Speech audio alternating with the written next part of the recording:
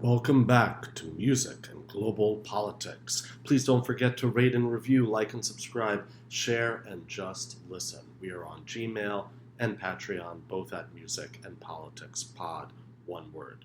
Today, yet another chapter in musical denazification, perhaps the most popular piece of classical music in the world, Carl Orff's Carmina Burana. This is the second episode where we feature the new technology of an electronically generated dialogue. If you find it convincing and compelling, please stay tuned for the entire essay after the dialogue. Happy listening ahead.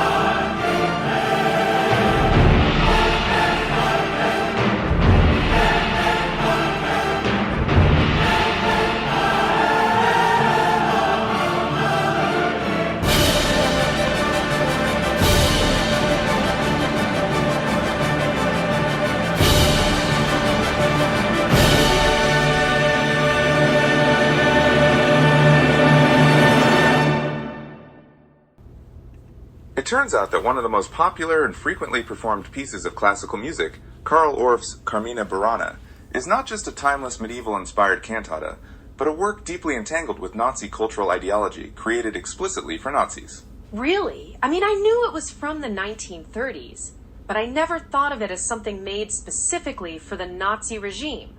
That's wild. Yeah, and what's even more surprising is that unlike other Nazi-era cultural artifacts, Carmina Burana has largely escaped serious critical reckoning, or what you might call denazification. It's still everywhere, in concert halls, commercials, movies, often completely divorced from its troubling origins. That's a huge oversight, especially given how much attention we give to other Nazi cultural legacies. So why has this happened? And what does it mean for how we engage with this music today? Exactly. This matters because the piece remains a cultural juggernaut, generating significant revenue and shaping public perceptions of classical music. But without understanding its context, we risk perpetuating a sanitized narrative that ignores the ideological baggage it carries. By the end of this conversation, listeners will have a deeper grasp of the complex historical, ideological, and musical layers behind Carmina Burana, and how modern performances can act as a kind of cultural inoculation against its poisonous undertones. Okay, so let's unpack that. The piece premiered in 1937, right? That's right in the thick of Nazi Germany's cultural consolidation. Yes, and Karl Orff deliberately crafted Carmina Burana to align with the Nazi regime's cultural ethos. The Nazis were staunchly anti-modernist, rejecting atonal music and jazz as degenerate, associating them with Bolshevism and Jewish influence. Orff's work, by contrast, embraced a deliberately archaic, medieval aesthetic. So the medievalism wasn't just a nostalgic artistic choice, it was politically charged. Exactly. The Nazis pushed a quasi-mandate to reject modernity and celebrate a mythic Germanic past. Orff's cantata draws on 12th and 13th century Goliardic poems in Latin, Old French, and Archaic German, which fits perfectly into that sanitized, paganized feudal world the regime idealized. And the subject matter itself is pretty telling, right? It's ribald, carnivalesque, and pagan, celebrating fate, intoxication, and earthly pleasures. Right, with explicit references to Bacchus, Venus, and Helen. It's a Dionysian ecstasy that parallels the theatrical, intoxicating nature of Nazi mass spectacles, like the Nuremberg rallies. The music and lyrics together create this overwhelming sensory onslaught, designed for mass impact. The music is so visceral. Thundering percussion, glockenspiel, massive choruses. It really hits you physically. Yeah, and lyrically, the text comes from Goliard songs, basically medieval fraternity anthems of youthful excess and male entitlement. The lyrics urge the driving away of prudery and celebrate carousing and sexual freedom. That's a striking analogy. The eternal frat boy of classical music. Exactly, and abstractly, this resonates with the Nazi Lebensborn program, which was a state-sponsored effort to increase the Aryan birth rate. The work's obsession with fate and fortune also echoes the Nazi leadership's reckless VA bank mentality, betting everything on audacious power grabs that led to catastrophe. So, the cantata isn't just a piece of music. It's staging a mass neo-pagan ecstasy that aesthetically aligns with Nazi ideology's theatrical and mythic dimensions. Precisely. Now, Orff's personal biography complicates things further. Some claim he had links to the White Rose resistance, but the evidence is murky at best. But what's clear is that he stayed in Nazi Germany throughout the regime and that his career flourished under its patronage. Yes, and he even composed replacement music for Mendelssohn's A Midsummer Night's Dream, contributing to the cultural erasure of Jewish composers. His success during and after the regime suggests that his archaic, escapist aesthetic was not just opportunistic, but a genuine philosophical commitment. That's a tough pill to swallow, especially when we think about how art can be complicit in oppressive systems. Absolutely, and unlike other Nazi-era cultural legacies, Carmina Burana has largely evaded systematic denazification or critical engagement. But there have been some attempts at reappropriation, right? Like the 2015 Masada Festival in Israel? Yes, that was a powerful example. Staging Carmina Burana at Masada, the symbolic cradle of Jewish resistance, reframed the work.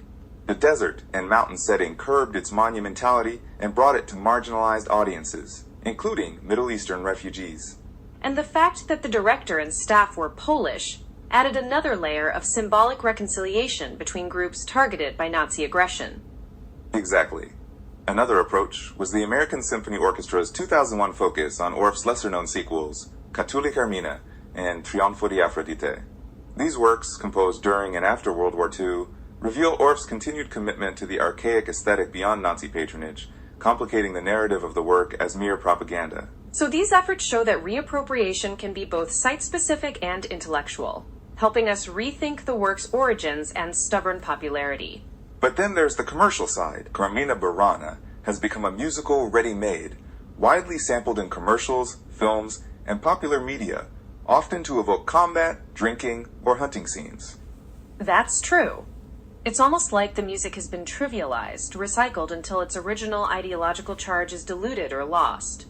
Yes, and while this passive denazification might reduce its bombast, it risks normalizing or ignoring the work's problematic origins, turning it into a cultural cliché, the eternal frat boy, without critical reflection. So how do we move beyond that?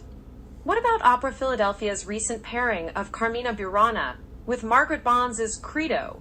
That's a significant intervention. Credo, with a libretto by W.E.B. Du Bois, was written during the Civil Rights era but only published recently. It offers a powerful counterpoint to Orff's work. Musically and thematically, it's almost the opposite. Where Carmina Burana looks backward to a mythic medieval past celebrating elite male excess, Credo looks forward, embodying the struggle for racial equality, justice, and human dignity. Exactly. Credo blends classical and folk traditions with blues inflections and features a prominent female solo voice, contrasting with Orff's male-dominated pagan bacchanalia.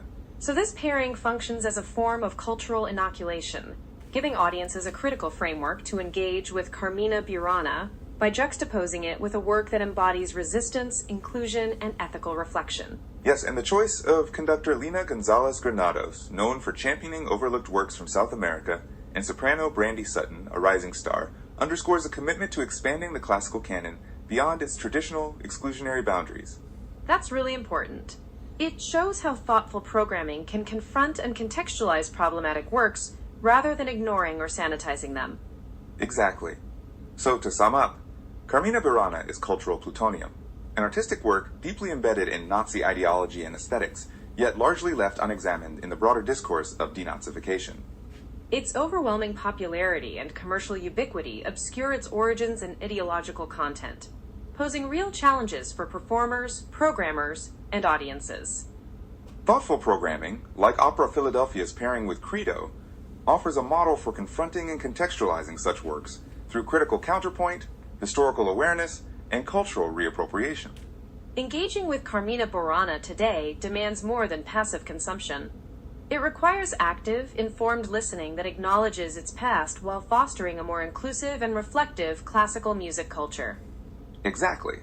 It's about recognizing the ideological baggage cultural artifacts can carry, and choosing how we respond, whether to perpetuate or challenge that legacy. Well said.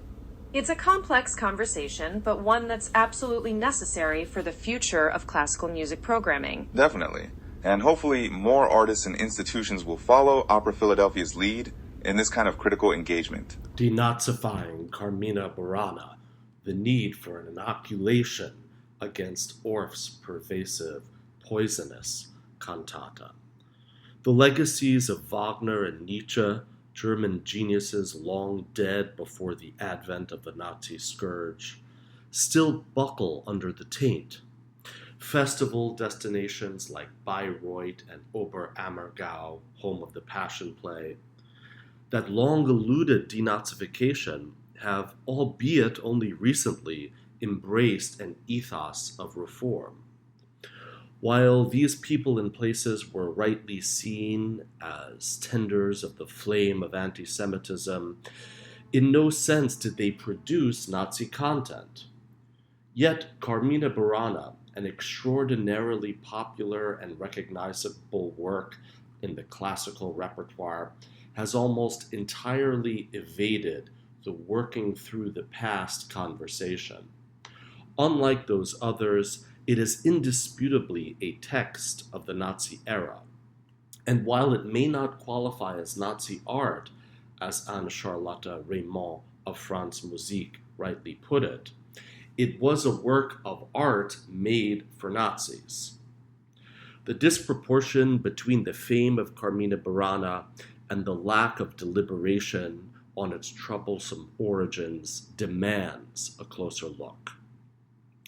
Originally premiered in 1937, Carmina Burana was the result of years of effort by composer Karl Orff to craft a work consonant with the ethos and cultural guidelines of his new Nazi overlords. The result was an extremely popular and recognizable work of classical music. It has lodged its way into the cultural vocabulary, sampled and soundtracked to a degree hardly rivaled by any other in the classic canon.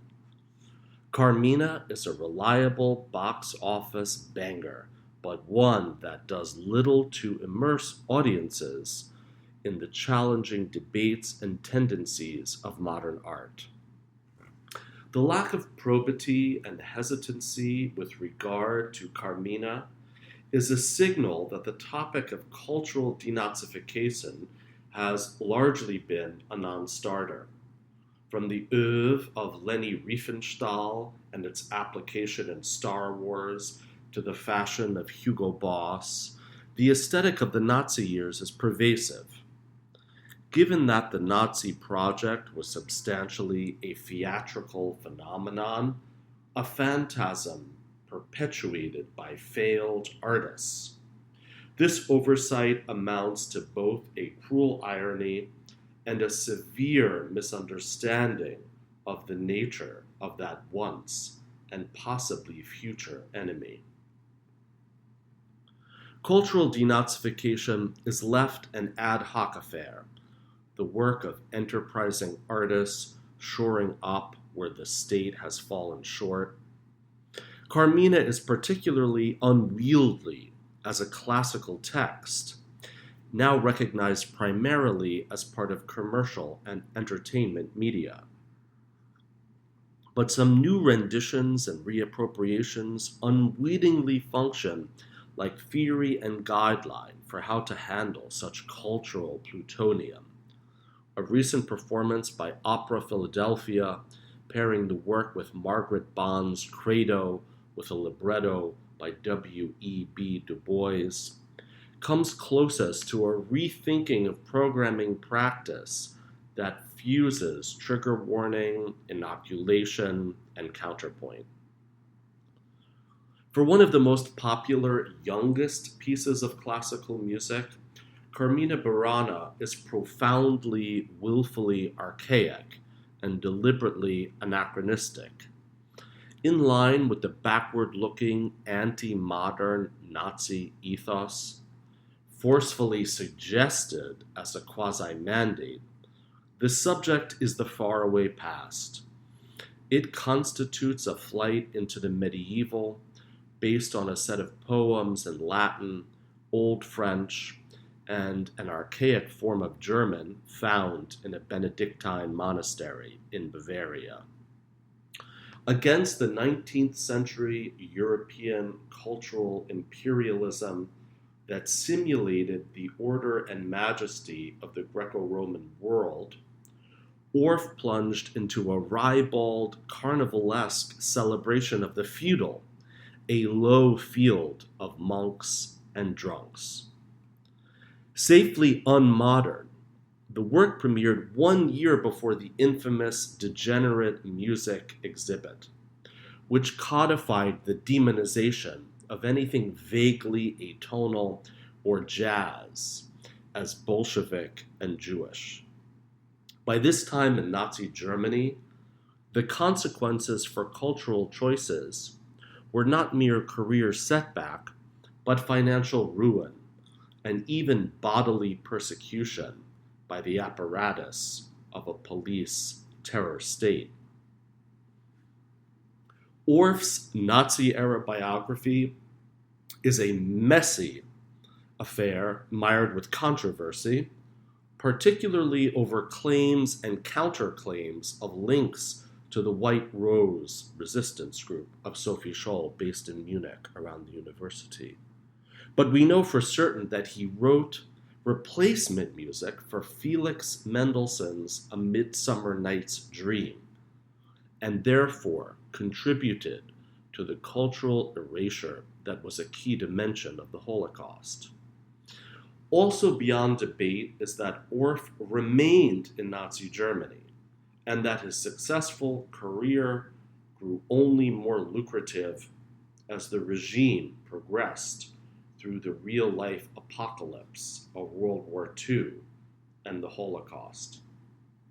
Listening to Carmina is like being inside of a thundering glockenspiel surrounded by armies of Gregorian chanters. Designed as a mass event, it is so visceral that from the opening moments, it feels as if one is wrenched back into the seat in a stunned posture. Despite the monastic sourcing, there is little Christian thematic material at work. Much is explicitly pagan. The specific lyric basis for this cantata were Goliard songs, transgressive, carousing anthems of younger sons of the elite in the 12th and 13th centuries. In today's terms, we would deem them fraternity wails, and the connotation of too much male entitlement and bad behavior is entirely fitting in both contexts. At first, the lyrical content seems breezy enough. The whims of fate, the joys of drink, and the beauty of maidens. But a more concentrated glance reveals a fervent nature worship that makes explicit in words what Stravinsky's Rite of Spring only suggested musically. A stepwise spring awakening of flowers and forests bedecked with choruses of maidens gives way to hymns to longing and drink. Bacchus, Helen, and Venus are all name-checked, and what emerges is one long Dionysian panegyric to intoxication. In Thomas Mann's revealing post-war summary of Nazi Germany at the Paulskirche in Frankfurt, he referred to the state of Rausch throughout the land, an intoxication that was really a poisoning. With lyrics that explicitly instruct the driving away of prudery and admonish that girls shouldn't be without a lover, Carmina resonates abstractly, perhaps not so abstractly at all, in fact, with the regime's Lebensborn program, essentially a series of birth farms for future warriors. One of the famous babies to have been born there was one of the second lead singers of the Swedish post-war pop group Eurovision stars, ABBA. Even its dwelling on the slings and arrows of fortune reveals something of the inner truth of the Nazi regime. Among themselves, Hitler and his henchmen relished the phrase "va bank spielen," essentially to bet the whole house, to go for broke, and employed it at each audacious power grab on their barrel to cataclysm, from the invasion and the remilitarization of the Rhineland, to the so-called Anschluss with Austria, and to the attack on Czechoslovakia, the last democratic state in East Central Europe in the interwar period. Neither Greek logic nor Abrahamic messianism motored their sick momentum. Instead, it was a simple gambling metaphor, so theatrically captured by Carmina. This work stages a transgressive mass neo-pagan ecstasy, containing in 2 hours so much of what animated that deadly 12-year regime. One could even say it aesthetically aligns in a classical key with the Albert Speer-designed rallies of Nuremberg or the aborted open-air Dingspiele of countryside theater for the masses. One method for grappling with toxic historical undertones is the embrace of cultural reappropriation as a means of reparation. In 2015, Carmina Burana debuted at Israel's Masada Festival. Designed site-specifically with the desert and mountain as dialogue partners and even lead actors, this pyrotechnic extravaganza brought the work into the symbolic cradle of Jewish resistance and survival. Masada is the site of the last stand of the Jewish revolt against Rome in 72-73 CE, after which Jewish sovereignty was lost until 1948. The setting itself, with the heaven-bestowed might of the mountain overshadowing it, had the effect of curbing and reducing the pompous monumentality of the work. Located in Israel's southern Negev desert, a traditionally economically underprivileged area populated mostly by Middle Eastern refugees, this performance brought the work to those normally excluded by metropolitan concert houses. That the director and his large support staff were Polish brought an added layer of symbolic reappropriation and even reconciliation between principal targets of Nazi aggression. Choosing an intellectual reframing rather than a dramatic staging in nature, the American Symphony Orchestra took the inspired route of focusing instead on Orff's two sequels, Catulli Carmina of 1943 and Trionfo di Afrodite of 1951, to curb the enthusiasms of Carmina Burana in their concert in New York in 2001. The production of these two virtually unknown sequels helps us rethink the work's origins and stubborn popularity. The first sequel premiered during World War II and underlines the success of the original piece, as the commission was issued by Nazi authorities in Vienna in 1941. Then the fact that Orff constructed a second sequel at the height of the Cold War, when serialism had won the day musically, proves that his escapist aesthetic was not just politically expedient, but made out of genuine philosophical commitment. Carmina was a part of the Nazi ethos that could prevail culturally where the regime collapsed. The wide use of Carmina as a musical ready-made does much to puncture its bombast. The work of denazification was outsourced to the commercial marketplace, where it is mechanically reproduced, recycled, and scoured until there isn't a hint of any faux sacred aura. Now there are even self-parodies of parodies, like the Carlton beer advertisement that intones, "This is a big ad," instead of "Mecum ominous plangite." Still, it is disquieting how often Carmina is sampled to evoke combat, booze, and the hunt, maintaining its status as the eternal frat boy of classical music.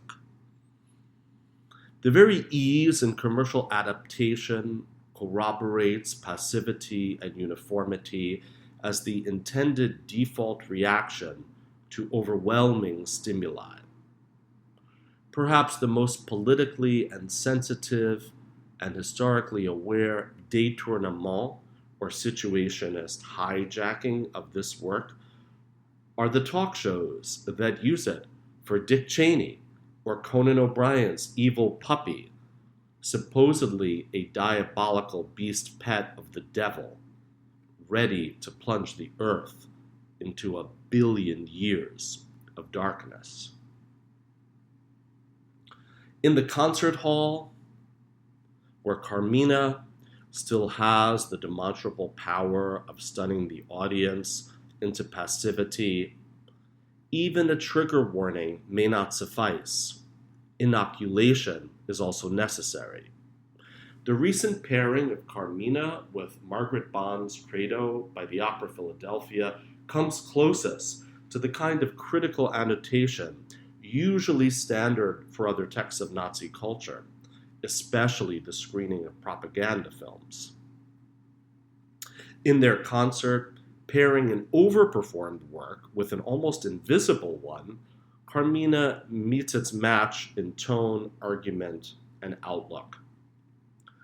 This final opus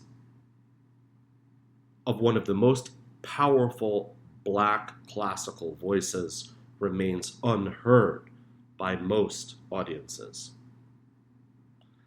It is an act of historical justice to counter the injustice of Carmina's oversaturation. Though written and premiered at the height of the civil rights movement in 1967, the score for Bonds' Credo was only published 3 years ago. Credo is also a large-scale cinematic choral work that is quite liberal with the timpani, but exchanges maturity for bombast and a plaintive striving for thundering braggadocio.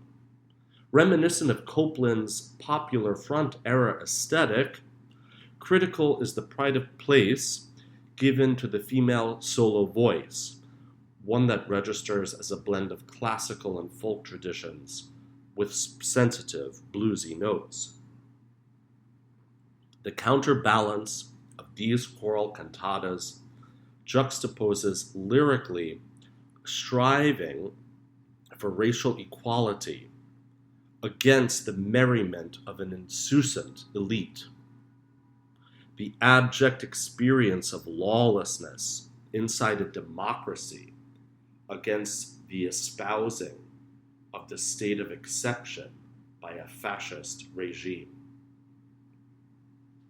Looking ahead to the triumph of the underclass against looking back to a medieval golden age, an ethos of service and labor against idle chasing and carousing, and ultimately a text of the American civil rights movement to counter that great German, uncivil, anti-rights movement that was Nazism. Though Unitarian Protestant in its religious ethos, the Credo is bravely dissenting as it closes with a counsel of patience, not just with the ignorant and the strong, but even with the Almighty. This is a credo more about the equality of humanity than the perfection of the divine. So fitting that Opera Philadelphia engaged rising star soprano Brandy Sutton and the conductor Lina Gonzalez Granados, who has done much to uncover and champion overlooked works from South America. To Orff's tired ethnic pagan argument for German chosenness in music, one can counter with the brave new wider world of ecumenical, classical excellence.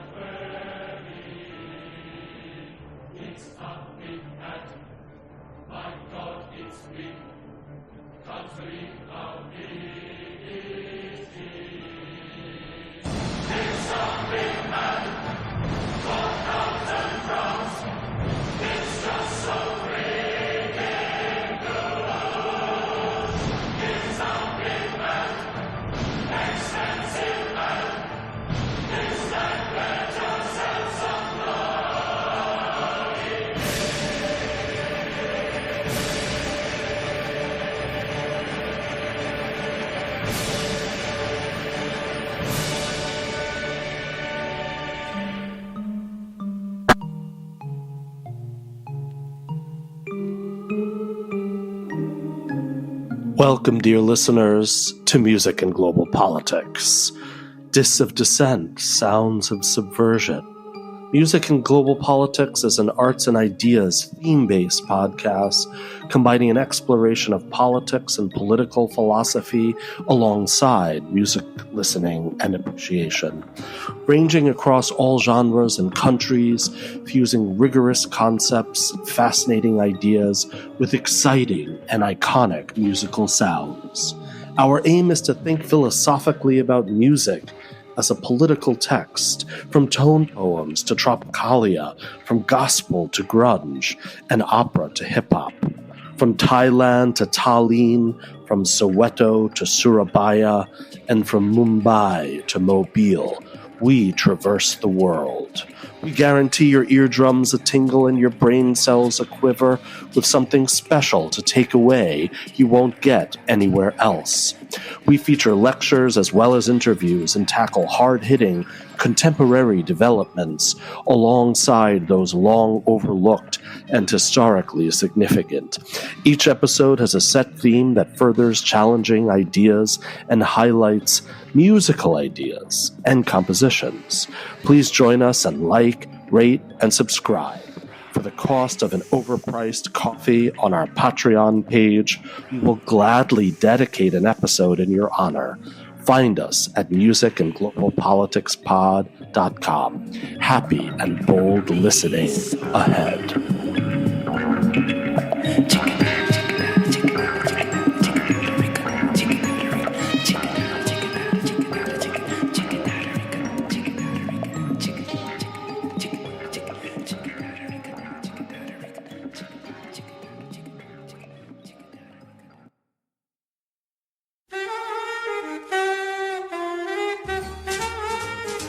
That about does it for us. We hope you enjoyed the show. Thank you for tuning in, our dear listeners. Please remember to rate and review and to like and subscribe to Music and Politics, the only show on the internet that combines musical grooves with philosophical insights from all around the world. Please do send any questions, thoughts, comments, and suggestions to musicandpoliticspod@gmail.com. That's one word, lowercase, musicandpoliticspod. And please do find us out on Patreon. Again, at musicandpoliticspod, one word, lowercase. There you can support us to keep us going, to see another day. And in exchange for the cost of an overpriced cup of coffee, we will provide curated readings and playlists from what you have already heard and where you can go next on your own journey into music and politics. Fare thee all so well.